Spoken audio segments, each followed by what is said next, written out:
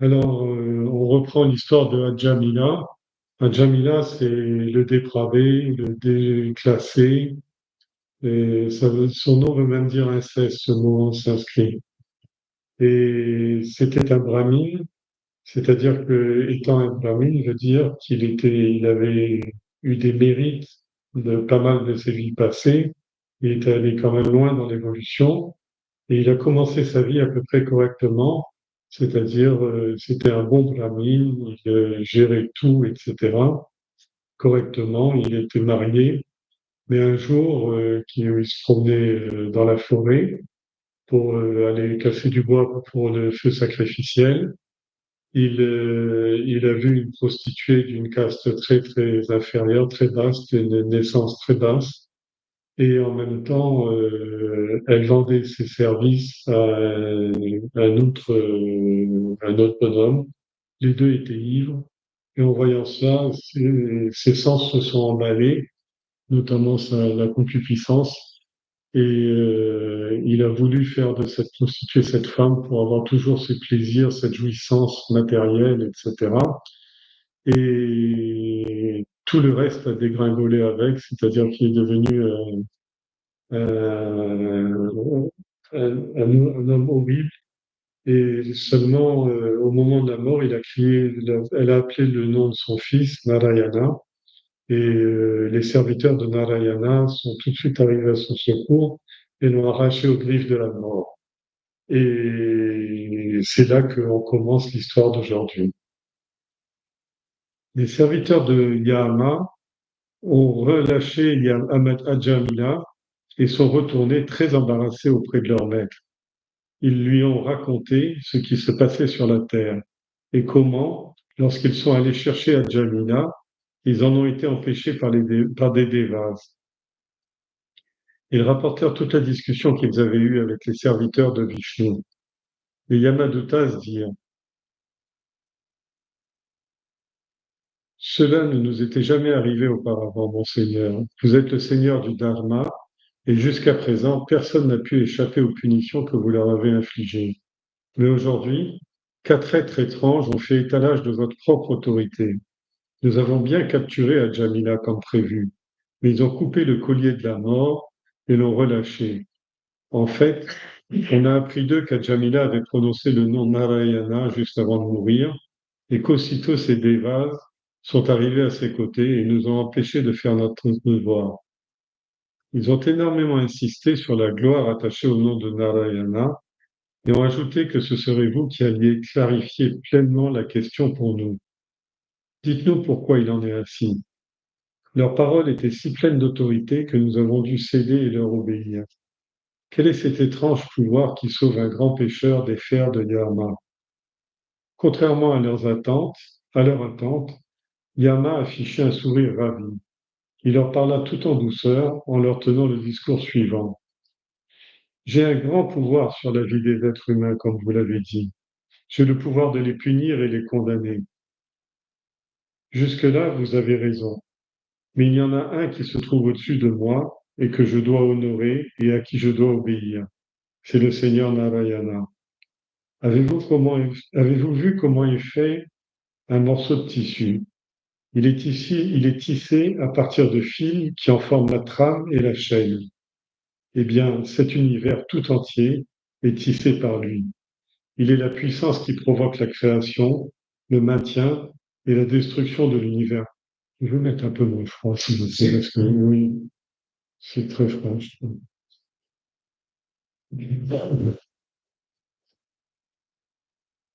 Comme un taureau est conduit par la corde qui passe à travers ses naseaux, ce monde et tous ceux qui y vivent sont guidés par ces cordes qu'on appelle les Védas. Les êtres, comme nous, les êtres comme nous, les dieux, Indra, Varuna, Vayu, Surya, les gardiens des 8 points cardinaux, Brahma et Agni, bref, tous les dieux n'ont pas encore pu réaliser la gloire du Seigneur. Nous ne saisissons pas non plus la signification de sa Maya. L'homme est doté des organes des sens, ouïe, toucher, vue, goût, odorat, pour qu'il puisse jouir des objets des sens, c'est-à-dire les entendre, les toucher, les voir, les goûter et les sentir. Il y a quelque chose en lui qui rend ces fonctions sensorielles possibles. C'est quelque chose au cœur de l'homme, on l'appelle le drashta, c'est-à-dire le drig, le voyant des expériences, l'expérimentateur. L'homme ne peut pas comprendre la nature de cette chose qui se trouve en lui. Il est tellement enveloppé, emmailloté dans le voile de l'illusion, appelé Maya, que cela obscurcit son intelligence et qu'il n'est pas capable de réaliser l'Atman en lui. Rares sont ceux qui ont compris la loi établie par le Seigneur. Je suis moi-même l'un d'entre eux, les autres étant Brahma, Narada, Sanat Kumara, Kapila, Muni, Manu, Prahlada, Janaka, Bali et Shukabrahma, Shuka, le fils de Vedavyasa. Le fait de répéter continuellement le Seigneur est ce qu'on appelle le Bhakti Yoga. Et on dit que c'est le chemin le plus facile qui conduit vers le Seigneur. C'est le plus grand dharma pratiqué par l'homme. En ne le prononçant qu'une seule fois, en ne prononçant seule fois ce nom, vous avez pu observer comment Ajamila a été sauvé de mon emprise et acquitté de ses péchés. Penser constamment au Seigneur n'a pas pour seul effet de détruire tous les péchés, mais aussi de conduire à mukti ou moksha, c'est-à-dire à la libération et de l'esclavage qu'on appelle karma. On peut facilement reconnaître ceux qui sont toujours dévoués au Seigneur. Ils sont d'humeur égale. Ils ne sont pas troublés par les antagonismes, les paires d'opposés. Ils sont dans la paix et ils sont toujours protégés par l'armure qui est le nom du Seigneur. Je vous mets en garde. Ne vous approchez jamais de ce genre de personnes. Vos victimes doivent uniquement être ceux qui sont tellement impliqués dans les plaisirs du monde qu'ils ne pensent plus à autre chose. Vos victimes sont des gens qui sont englués dans la toile de Maya, une toile tissée avec l'amour d'une femme, d'enfants, d'un foyer, de diverses richesses et d'autres plaisirs. Ne m'amenez que les hommes qui n'ont jamais prononcé son nom, ceux dont les oreilles n'ont jamais entendu raconter les récits et les histoires du Seigneur. Rappelez-vous que le nom du Seigneur est assez puissant pour détruire tous les grands péchés, la pénitence et les austérités, les pénitences, les vœux plutôt, vratas, et toute autre forme d'abnégation ne provoquent pas autant de grâce à l'homme. À l'avenir, rappelez-vous que les dévots de Narayana seront exemptés de toute punition de ma part. Quant à Jamila, qui avait été libéré des griffes de la mort, il était tombé aux pieds de ses sauveurs, mais avant qu'il ait eu le temps de dire un mot, ils avaient disparu sous ses yeux. Jamila avait néanmoins entendu tous les arguments prononcés par les participants à la discussion de la dernière fois. Jamila était rempli de dégoût, se sentait rempli de dégoût en pensant à la vie qu'il avait menée jusque-là. Et il se répétait sans cesse: j'ai été un grand pécheur. C'est à cause de ma soumission aux tentations de la chair que je suis tombé si bas. Et voilà que tous les hommes droits et bons me détestent et blâment mon comportement. J'ai abandonné ma jeune épouse, et j'ai abandonné mes parents âgés alors que j'aurais dû les chérir et les honorer jusqu'au bout. C'est vrai que j'ai été un très grand pécheur, mais ensuite, j'ai eu la chance de voir les serviteurs du Seigneur. J'ai sans doute dû accomplir quelques bonnes actions lors de mes précédentes naissances, car au cas contraire, cela ne me serait jamais arrivé. Au cas contraire, ma langue pécheresse n'aurait jamais eu le bon sens de prononcer le nom du Seigneur. Quelle immense distance il y a entre ce saint nom et moi, qui suis un homme vil et haineux de la pire espèce. Maintenant qu'on m'a donné une seconde chance, maintenant que le Seigneur m'a assuré que tous mes péchés étaient tous brûlés, je vais mener une autre vie. J'ai obtenu une nouvelle tranche de vie que je vais essayer d'utiliser de manière rentable. Je vais lutter contre l'ignorance, avidya. Je vais essayer de me débarrasser de ma condition d'esclave du karma. Je serai amical envers tous les êtres. Je vais être en paix avec moi-même et je me délivrerai de ce monde de péché par mes efforts.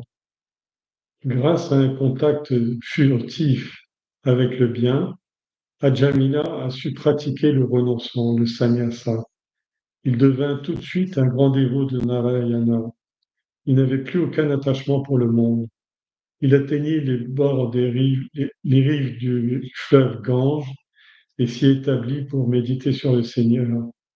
Il était si sincère, déterminé et assoiffé de liberté qu'il fut bientôt capable de se libérer de cet esclavage qu'on appelle le corps humain. Une fois de plus, il vit venir vers lui les mêmes serviteurs du Seigneur qu'il l'avait vus auparavant. Il les salua respectueusement avec les têtes baissées. Son corps tomba alors sans vie sur la rive du fleuve et Ajamila put atteindre le paradis Vaikunta où, libéré, il ne fit plus qu'un avec le Seigneur. Donc voilà l'histoire et on va maintenant la commenter.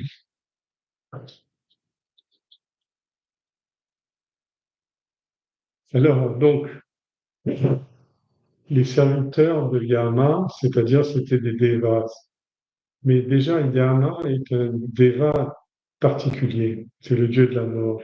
C'est-à-dire qu'il est assimilé, il est profondément ancré dans le processus de la vie et de la création. C'est-à-dire, c'est pas un grand deva. C'est-à-dire, c'est le plus grand des devas du monde matériel. Mais en même temps, quand il est sous un aspect, quand on parle de lui sous un aspect plus élevé, on parle de dharma, la loi de l'éternelle sagesse. Et quand on parle sur un autre plan encore, on parle de Shiva. C'est-à-dire Shiva, Dharma et Yama font exactement, c'est exactement la même, on va dire entité, mais entité en tant que partie de la conscience absolue qui est nécessaire à la manifestation. C'est la régulation. Donc, ces serviteurs, eux, je vous ai dit, ils n'étaient pas là pour juger, etc. Ils sont là, alors ils sont représentés soit à pied, soit montés sur des chevaux, et ils attrapent les gens avec un lasso de fer et ils lui mettent un collier dessus et ils le conduisent vers son destin. Ils le conduisent vers son destin humain. On a vu ça la dernière fois, hein, je crois qu'on avait bien parlé de ça. Mais eux, les Devas, ils dépendent aussi du Créateur et ils ne sont pas conscients de l'absolu. C'est-à-dire que dans les religions du livre, on les appelle les anges et les archanges, etc. C'est des gens qui sont purs, qui ne sont pas soumis non plus au cycle des naissances et des morts, mais par contre, ils n'ont pas la vision globale. Et l'homme, bien qu'imparfait, bien que soumis à la loi des naissances et des morts, lui, il a la possibilité de s'affranchir au cours d'une vie courte, il a la possibilité de s'affranchir et s'identifier complètement au-delà. Et ça veut dire qu'il faut qu'il oublie complètement son ego et sa personnalité mineure, son petit soi, son petit moi, sa petite prakriti. Alors donc, les serviteurs de Yama, qui n'ont rien compris à l'incident, vont voir leur maître. Ils leur racontent ce qui se passe sur la terre et comment ils ont été cherchés à Jamina. Ils ont été empêchés par les Devas. Ils rapportèrent toute la discussion qu'ils avaient eue avec les seigneurs de Vishnu, les Vishnu Dutas. Les Yama Dutas, les serviteurs de la mort, dirent: cela ne nous était jamais arrivé auparavant, mon Seigneur. Vous êtes le Seigneur du Dharma. Vous voyez ce que je veux dire? C'est-à-dire qu'il dépend, il est là pour mettre en route la route du Dharma, pour appliquer la route du Dharma. Et jusqu'à présent, personne n'a échappé aux conditions que vous leur avez infligées. Mais aujourd'hui, quatre êtres étranges qui ont fait étalage de votre propre autorité. Nous avons bien capturé Ajamila, comme prévu, mais ils ont coupé le collier de la mort et ils l'ont relâché. En fait, on a appris qu'Ajamila avait prononcé le nom Narayana juste avant de mourir, et qu'aussitôt les Devas sont arrivés à ses côtés et ont empêché de faire notre devoir. Ils ont énormément insisté sur la gloire attachée au nom du Seigneur Narayana et ont ajouté que vous alliez clarifier cette situation pour nous, cette question pour nous.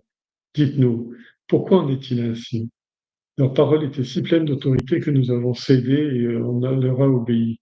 Et quel est cet étrange pouvoir qui sauve d'un un grand pêcheur des fers de Yama? Contrairement à leur attente, Yama affichait un sourire ravi.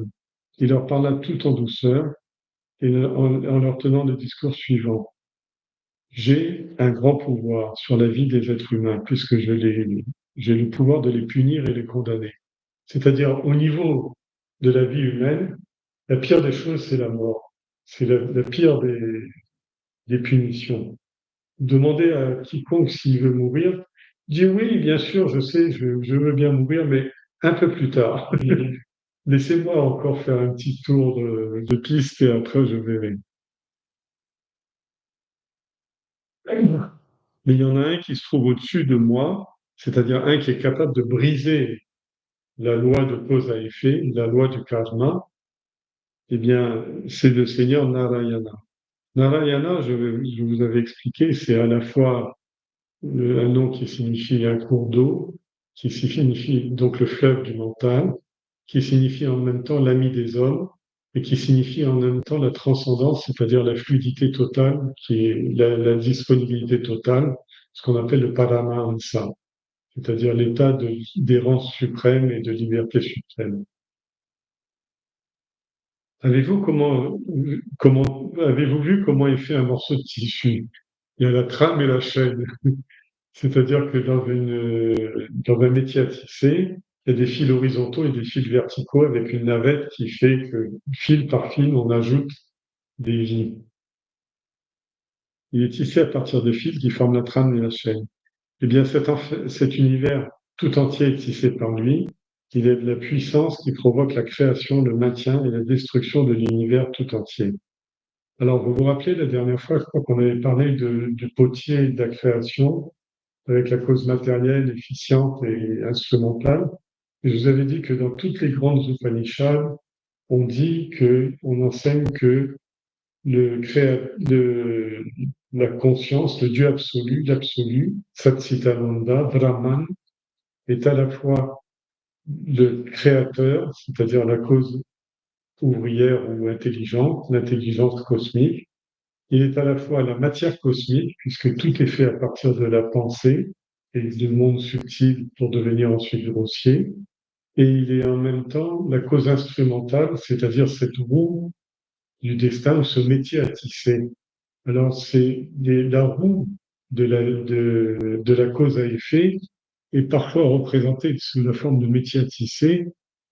Par exemple, chez les Grecs, c'était les parcs qui tissaient le destin de toute l'humanité.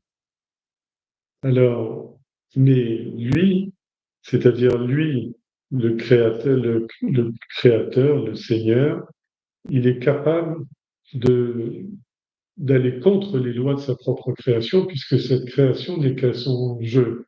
Mais quand il va contre la loi de sa création, c'est parce qu'il y a une autre loi qui est au-dessus de ça. Et cette loi, c'est la loi de la grandeur de l'homme.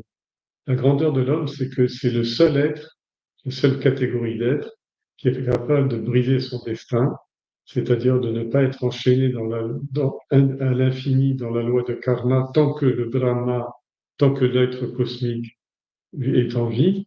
Mais l'homme, à tout moment, au cours de chacune de ses vies, il a la capacité de briser cette loi de karma, de casser cette mâchoire de fer qui est la roue implacable du destin. Alors, il cite un autre passage qu'on a déjà vu, la cordelette dans le nez du taureau. Vous savez, on perce entre les narines, on attache une petite cordelette, et le taureau, c'est un endroit qui est tellement douloureux. À ce moment-là, il suit, sans discuter, il suit la cordelette parce qu'il ne veut pas avoir de problème. Et c'est le maître qui décide à la fois de ce qu'il lui met sur le dos et de l'endroit où ils vont aller. Jamais un taureau ne dit tiens, remettez-moi en plus un sac de farine là, ou de riz parce que je peux en porter un peu plus. Ou il dit je veux bien aller à la maison. Parfois, il regarde un peu une touffe d'herbe, mais vite, il a compris qu'il ne va pas pouvoir changer sa trajectoire. Alors, ce qu'il explique, c'est que cette roue des naissances et des morts qu'on appelle la loi de karma est une loi qui est comme le fil conducteur, le fil d'Ariane, le fil conducteur qui conduit l'individu au cours de toutes ses naissances. Ce fil se traduit par lui par ce qu'on appelle son prarabdha karma, c'est-à-dire qu'il se retrouve avec des choses à faire au cours de cette existence. Il a un milieu, il a une langue, il a une société, il a un métier, il a une famille, etc. Il a un corps, il a une maison, et tout ça, c'est son devoir. Et il est impliqué dedans, mais la seule chose, c'est qu'il ne peut pas sortir de ce chemin. C'est-à-dire que, ben moi, par exemple, je préférais être né à New York. Est-ce que je peux changer cette chose-là? Et ce qui va m'arriver dans une minute, est-ce que je peux en décider? Je peux rien décider. Peut-être que dans une minute, je tomberai de mort. Peut-être que dans une minute, j'éclate de rire. Mais aujourd'hui, je peux pas décider de ce que je vais faire demain. Alors, il est dit, l'homme est comme un taureau. Il est conduit par là une corde qui passe à travers ses naseaux. Ce monde et tous ceux qui y vivent sont guidés par ces cordes, et ces cordes, on les appelle les Védas. C'est très intéressant comme chose. Les Védas, on ne parle pas du Vedanta ici, on vous parle des Védas. Les Védas, c'est la connaissance. Vidya veut dire la connaissance, et tout ce que fait l'homme est guidé par sa connaissance. Et les Védas, donc, c'est les connaissances, mais les connaissances divines. C'est-à-dire que ce monde est un cosmos, n'est pas un chaos, mais est un cosmos. C'est-à-dire que tout s'imbrique, tout se fait dans un ordre qui est un ordre cosmique, qui est un ordre universel, et qui est les bouddhistes parlent de cette roue du Dharma. Et il dit, cette roue du Dharma, elle est, elle est constituée par les dieux. C'est-à-dire, par exemple, le destin d'un homme n'est pas figé par ses bras, ses pieds, etc. C'est figé par son esprit qui fait bouger ses bras, ses pieds, son corps et le fait manger, etc. Le monde, le monde grossier n'est qu'une matière aveugle, c'est-à-dire que les cinq éléments en sanskrit, on les appelle des fantômes, des bhutas, c'est-à-dire qu'ils n'ont pas d'existence propre. Pourquoi? On dit le feu brûle, mais en fait, c'est la chaleur qui anime le feu, qui est manifestée. Alors, l'espace, l'air, le feu, etc.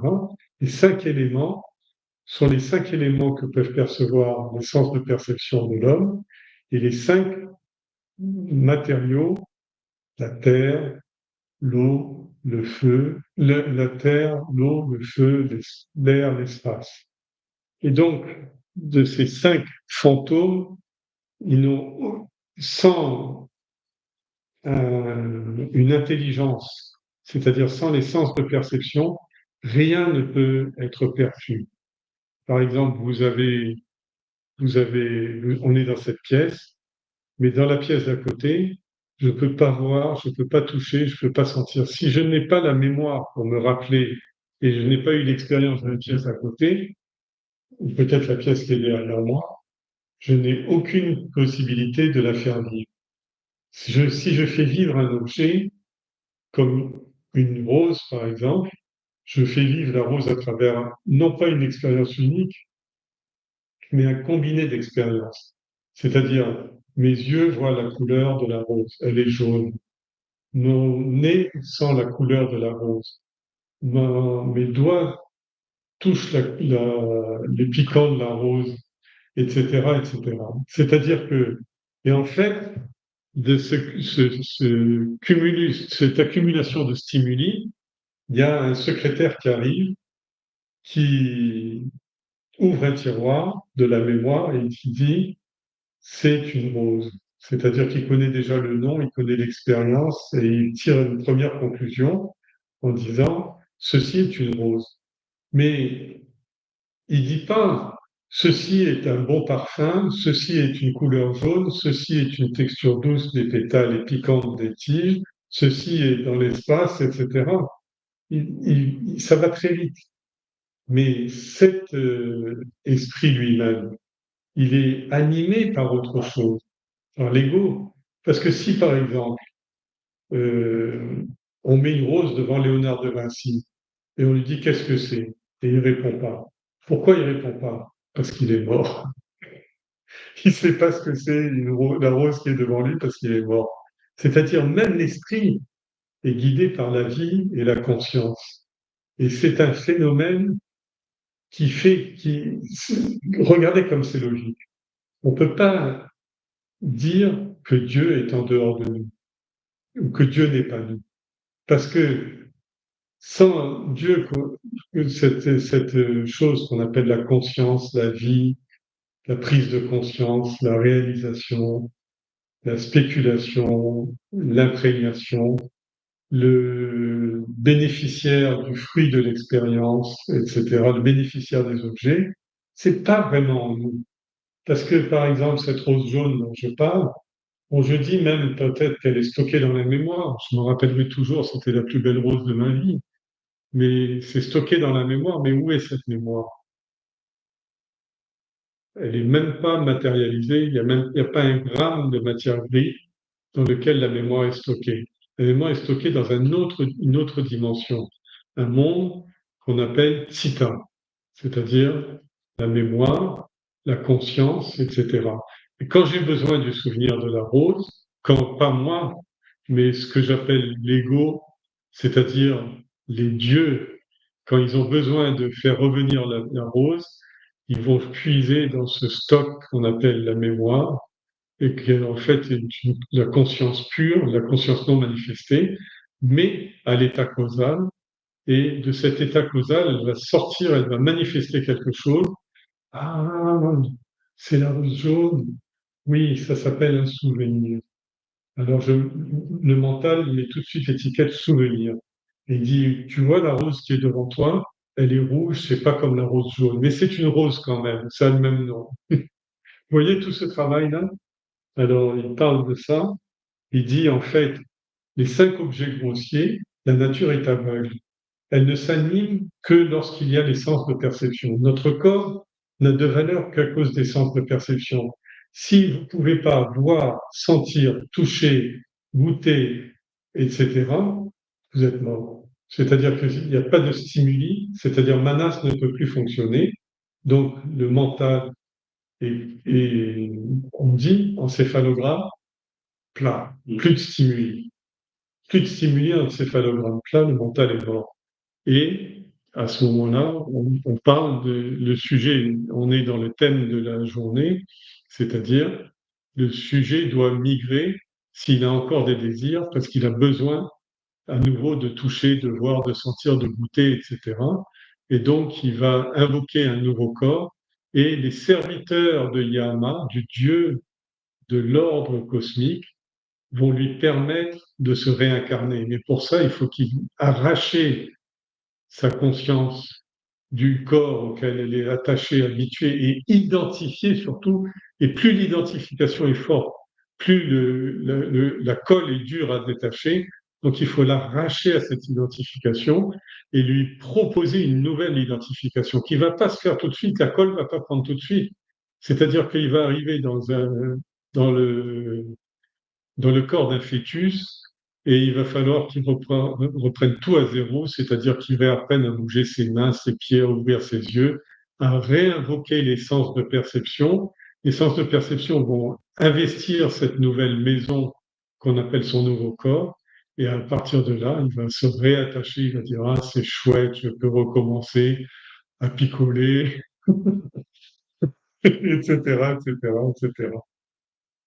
Alors vous voyez, c'est là où il dit les dieux sont des machines, sont des rouages dans cette grande machine de karma, mais ils n'ont pas le fin mot de l'histoire. Le fin mot de l'histoire, il n'y a que certains êtres particulièrement évolués. Ça peut être des hommes, ça peut être des dieux, ça peut être aussi, bien sûr, la conscience pure. C'est-à-dire que quand ces gens-là se sont détachés de leur identité, ont perdu complètement leur identité, à ce moment-là, ils vont vers le paradis. Alors voilà pour ce qui concerne l'homme ne peut pas comprendre la nature de cette chose qui se trouve en lui, ce point conscient, parce que c'est très facile hein, à expérimenter. Est-ce que vous pouvez penser à travers cet écran? Est-ce que vous pouvez penser à travers une table? Est-ce que je peux penser à travers votre corps à vous, Jean-Louis? Si vous êtes un objet inerte, vous êtes un stimuli, c'est-à-dire le mental a fait un amalgame en disant ce physique, ces expériences, ces souvenirs, etc. Ah, c'est Jean-Louis qui est devant moi. Et c'est une conclusion sur un objet. Mais où se fait ce travail? Où se fait cette conclusion? Où se fait cette analyse? Elle se fait dans un seul point depuis le début, depuis la naissance. C'est dans un point que j'appelle je, c'est-à-dire hein, le seul point où il y a véritablement une conscience vivante, c'est là, dans le cœur. Et ce cœur, cette identification avec la conscience, c'est à partir de là, c'est le joint, si vous voulez, qui est le joint entre le monde grossier subtil, c'est-à-dire le monde des objets et des pensées, et le monde causal, absolu, qui est de l'autre côté, et qui veut dire que l'individu est tout le temps en contact avec la conscience absolue. Mais à cause d'un voile d'illusion, il n'est pas capable de réaliser Atman, c'est-à-dire ce point conscient, il n'est pas capable même de le contempler en lui-même, alors que c'est tout son trésor, c'est son plus grand trésor. Il n'est pas capable de rester avec ce plus grand trésor. Pourquoi? Parce qu'il y a des flashs qu'on appelle des vasanas, des pulsions qui vont à chaque fois des manovritis, des agitations mentales, qui vont à chaque fois remettre en cause cette contemplation. Rares sont ceux qui ont compris la loi établie par le Seigneur. C'est-à-dire, c'est compris la loi par le Seigneur, c'est-à-dire qu'ils se sont identifiés. Je suis l'un d'entre eux, les autres étant Brahma, le créateur, Narada, celui qui fait le pont entre l'espace, enfin entre tous les mondes et le Seigneur, et Sanat Kumara, c'est-à-dire la pureté essentielle, les quatre piliers des Védas, les quatre piliers de la connaissance, qui n'ont pas voulu se compromettre dans le monde et qui sont restés purs. Kapila Muni, c'est-à-dire celui qui a instauré la sagesse chez les êtres, Manu, celui qui a fait la loi des hommes pour les hommes, Prahlada, le grand dévot, Janaka, le roi Janaka Maharaj, Bali et Shuka, Shuka qui est le fils de Vedavyasa, c'est-à-dire celui qui est en train de nous parler à travers ce texte. Le fait de répéter continuellement le nom du Seigneur s'appelle le Bhakti Yoga. Il revient sans cesse sur Bhakti Yoga. Et la plupart des gens, 90% des gens, quand ils abordent ces textes, ils pensent que la foi, c'est la foi du charbonnier, c'est une foi aveugle, c'est une foi qui n'est pas nourrie par la connaissance. Mais la foi, c'est bien la foi aveugle, c'est déjà un grand outil. Mais si elle est nourrie par une compréhension exacte du monde, de Dieu et de leur relation mutuelle, à ce moment-là, cette foi est capable de faire tout exploser au lieu de retomber. Parce que sinon, la plupart des gens qui ont la foi sans l'appui de la connaissance sont ce qu'on appelle des fanatiques. Il y a mon Dieu, il y a ton Dieu, il y a son Dieu. Tous sont pas pareils, mais le mien est meilleur que tous les autres. Pourquoi? Parce que c'est le mien. Et etc., etc., etc. Alors, pensez en fait, quelle que soit la façon dont on s'y prend, qu'on s'y prenne à travers le yoga, à travers la méditation, à travers... Il y a un moment ou un autre, même si c'est qu'une étape ténue en fin de parcours, où la foi va conduire à la libération. Parce que c'est à un moment, l'homme, quand il est vraiment plongé dans la quête spirituelle, à un moment donné, il ne pensera plus qu'à Dieu.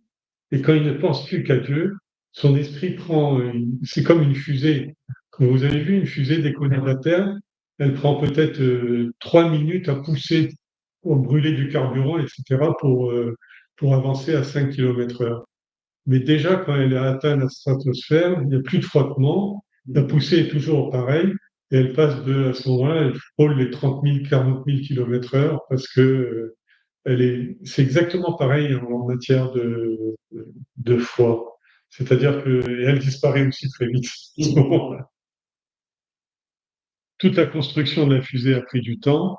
L'allumage a été laborieux. S'arracher du sol a été vraiment dangereux et compliqué.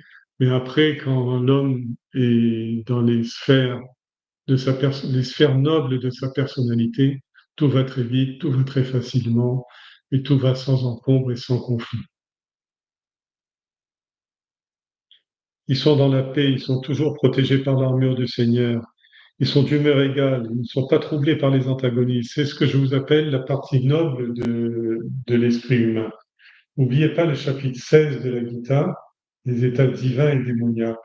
Dans ce chapitre, Krishna enseigne à l'homme, il dit, tous ces états, divins comme démoniaques, sont dans ton esprit Arjuna.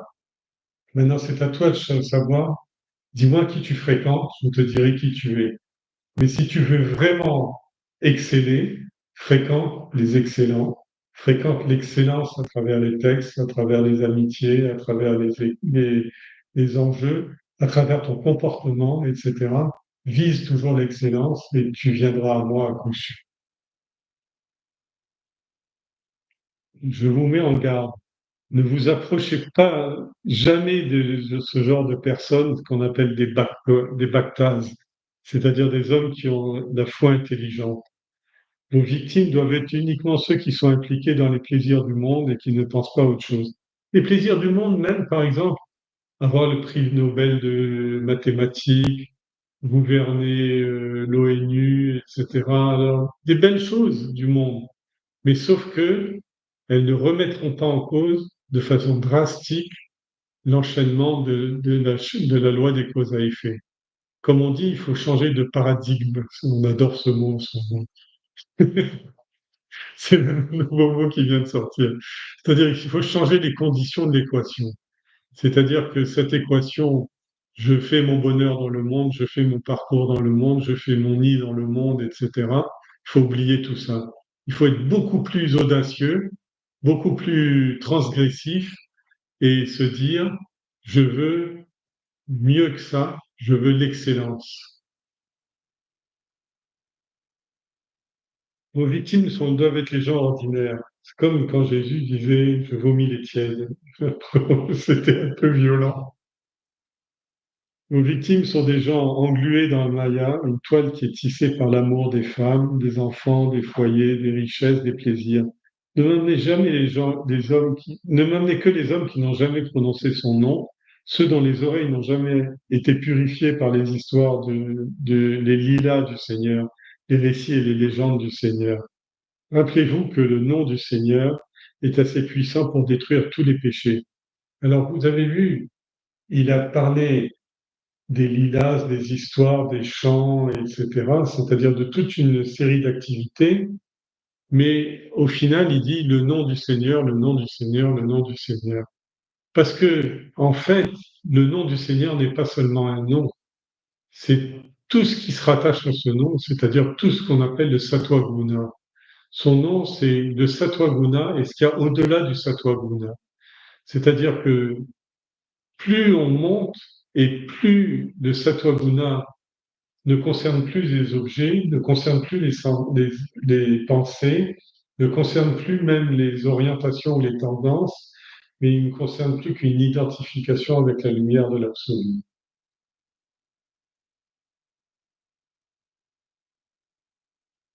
À l'avenir, rappelez-vous donc que les dévots de Narayana, c'est-à-dire les hommes de foi et intelligents, sont exonérés de toute punition de ma part. Vous avez vu, vous avez entendu tout à l'heure la fin de l'histoire, il n'est quand même pas affranchi de la mort. C'est très, on va en parler. Quant à Jamila, il avait été libéré des griffes de la mort, tombé aux pieds de ses sauveurs, mais avant qu'il ait eu le temps de dire un mot, ils avaient disparu sous ses yeux. Jamila avait néanmoins entendu tous les arguments prononcés par les participants à la discussion. Il était rempli de dégoût en pensant à sa vie qu'il avait menée jusque-là et se répétait sans cesse j'ai été un grand pécheur. C'est à cause de ma soumission aux tentations de la chair que je suis tombé si bas. Voilà que tous les hommes droits et bons me détestent et blâment mon comportement. Il y a beaucoup à dire sur cette histoire-là, sur ce passage-là. En fait, Adjamila était, je vous l'ai dit en introduction, un grand brahmine, un bon brahmine. Mais il n'avait pas fini, il n'en avait pas fini avec ses vassalages. C'est-à-dire qu'à tout moment, l'homme doit toujours savoir deux choses. La première, c'est qu'à tout moment, il peut mourir. Et la deuxième, c'est qu'à tout moment, il peut chuter. Et il vaut mieux mourir que chuter. Mais quand je dis ça, chuter est inexorable, parce que c'est dans son destin et en fonction de ses actions précédentes que c'est inévitable qu'il chute. Mais il se rend compte que il avait dû faire des belles choses dans sa vie précédente pour deux raisons. La première, c'est qu'il était né brahmine, il avait une bonne épouse, une bonne famille, des parents qu'il aimait, etc. Il a jeté tout ça, mais il a quand même acquis avant de le jeter. Et la deuxième chose, c'est que au moment de la mort, il avait, dans le monde causal, il y avait quand même ce ticket qu'on appelle le mot Narayan, le nom du Seigneur. Ce ticket-là était dans sa poche de par ses naissances précédentes. Mais le ticket l'a sauvé de la mort, mais ne l'a pas conduit du tout à la réalisation, hein, si vous regardez bien le récit. Il a remis en scène, mais les Devas ne se sont pas occupés de lui. Ils n'ont pas donné d'enseignement, rien. Mais ils se sont contentés de le restaurer dans son intégrité de Brahmin. Brahmin n'étant pas un droit de naissance, je ne sais pas quoi, mais Brahmin veut dire homme spirituel, très orienté vers le sattva-guna. Il y a 80%, 90% de sattva-guna et 10 ou 20% d'horreur. Alors, ils l'ont restauré. Mais en même temps, ils lui ont fait, cette histoire-là lui a donné un cadeau, une leçon de la vie, un peu comme on avait vu pour Bharata, qui avec son cerf, etc. Mais lui, d'entrée de jeu, quand il se dit ben, j'ai une nouvelle chance, il pense tout de suite à oui, j'ai une nouvelle chance, mais je suis haï des hommes de bien, je suis haï des hommes droits et justes, je suis détesté de ma femme que j'ai laissée, que j'ai abandonnée, je suis détesté de mes parents que j'ai laissés mourir seuls, etc. C'est-à-dire, j'ai un passif vis-à-vis du monde. Maintenant, il a deux choses à faire. Soit il retourne dans ses péchés, mais c'est pas le cas puisqu'il a compris, il a compris la leçon. Mais par contre, il n'a plus rien à faire avec le monde. C'est-à-dire qu'il n'a plus d'autre choix. Le deuxième cadeau qu'ont fait les anges quand ils sont venus le sauver, c'était que, avec la lucidité, il n'a plus rien à faire avec le monde des hommes.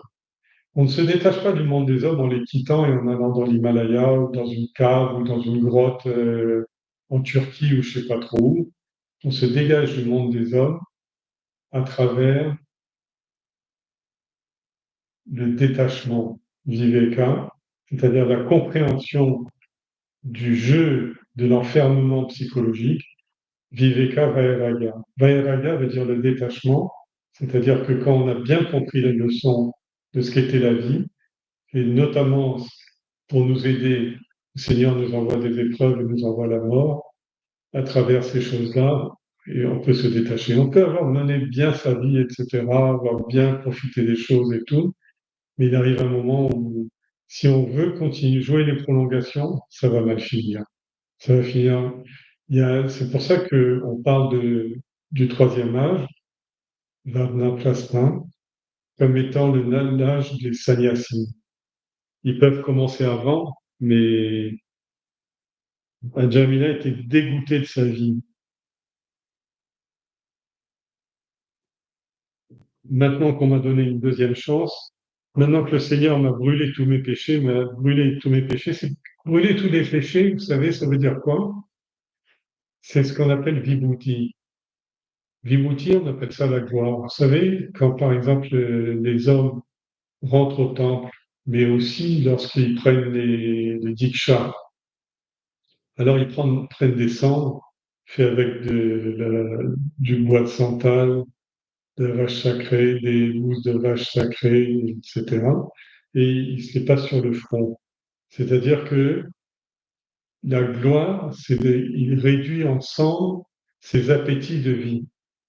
Et c'est ça la plus grande gloire et il met sur son front ces trois barres là, les trois barres sur le front qui veulent dire Shiva, c'est-à-dire c'est le signe des Shivaïstes. Ça veut dire ma pensée est libérée des trois mondes, c'est-à-dire le passé, le présent et le futur. Et je m'attache plus que à l'existence, à la conscience et à la vie.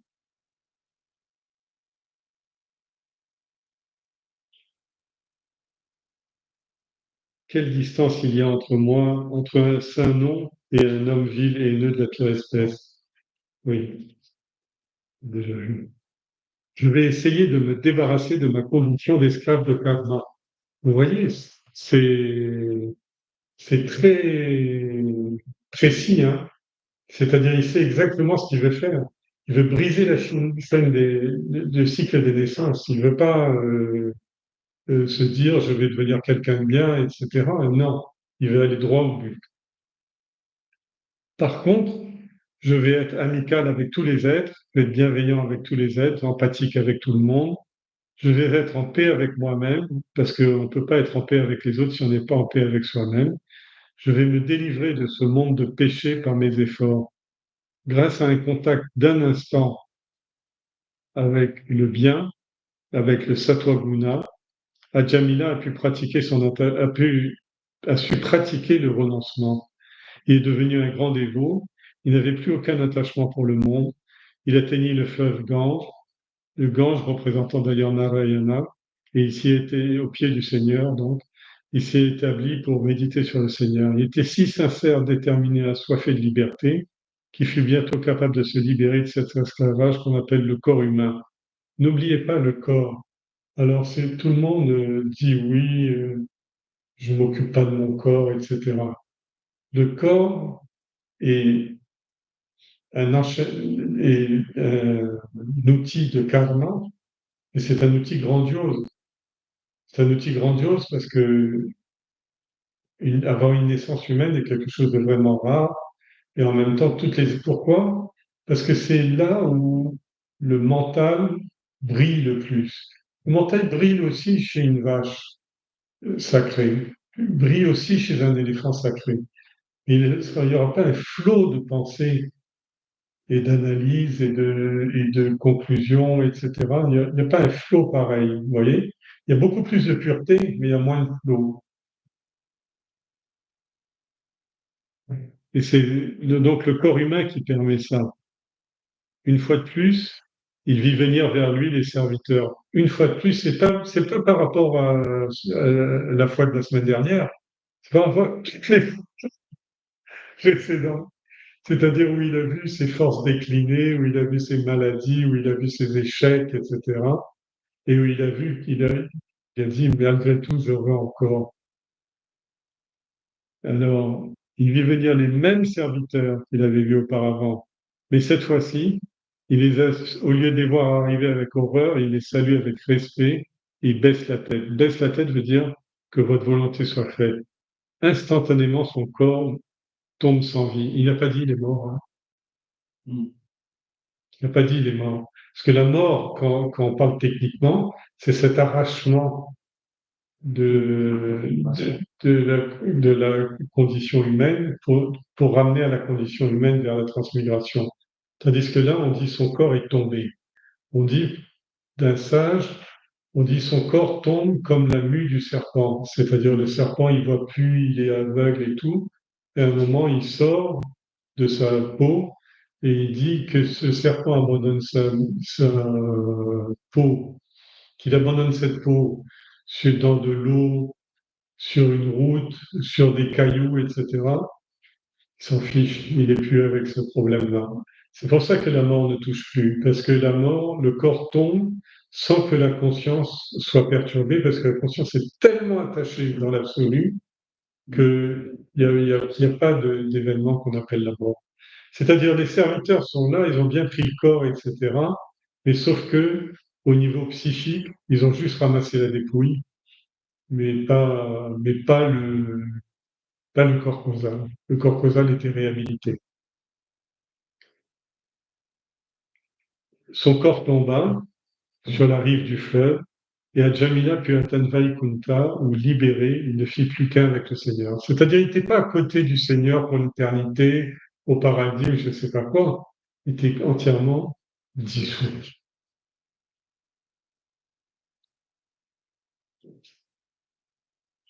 Voilà. Désolé, personne ne m'avait dit qu'il y avait des erreurs sur la date et l'heure de YouTube. Je suis désolé, la prochaine fois, je ferai plus attention, mais j'avais des soucis d'ordinateur et je pensais avoir créé toutes les étapes du rendez-vous d'aujourd'hui. Mais je vois quand même qu'il y a plusieurs personnes qui ont pu rejoindre la salle. Je vous remercie à tous et je vous représente mes excuses pour cette maladresse. Om Sarvesham Swastirbhavatu Sarvesham Shantirbhavatu Sarvesham Purnam Bhavatu Sarvesham Mangalam Bhavatu Sarve Bhavantu Sukhinaha Sarve Santu Niralaya Sarve Bhadrani Pashyantu Ma Kaschid Dukha Bhag Bhave